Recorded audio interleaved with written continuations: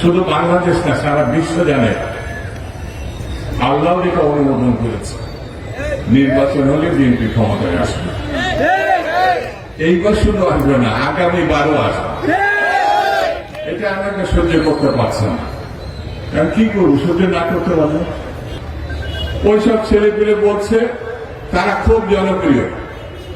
ভালো বাবা, ইলেকশনে আসো, তোমাদের নামে যেসব কথাবার্তা আছে, আমরা তো ছাত্র ছিলাম, তোমরাই যে একমাত্র গণপ্রস্থান করছে এমন না তো, আমরা তো 90 গণপ্রস্থান করছি না।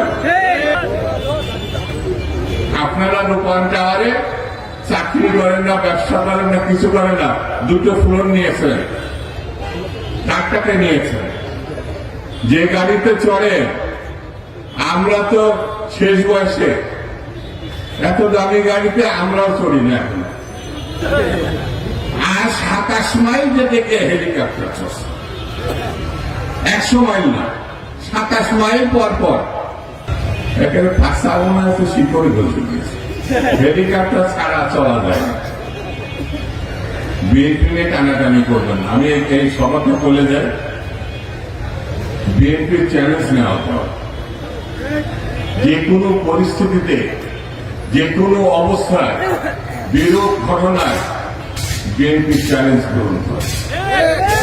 গণতন্ত্রের জন্য যত রক্ত লাগে, যত প্রাণ দিতে হয়, সব দেবে বিএনপি। গণতন্ত্র প্রতিষ্ঠা ছাড়া বিএনপি পিছু হটবে না। এখন ছোট, এই বছরে নির্বাচন হবে, এই বছরে আপনার ক্ষমতা আসবেন, এই বছরে ধানের শীষ জয়লাভ করবেন ইনশাআল্লাহ। ইনশাআল্লাহ ইনশাআল্লাহ কোনো সমস্যা পড়ে থাকবে না। ভাই এর বিরুদ্ধে বলতে অনেকদিন বলতে তার ভালো লাগে। তার বাপ চোর, তার ভাই চোর, তার 2 বোন চোর, তার ছেলে চোর, তার মেয়ে চোর।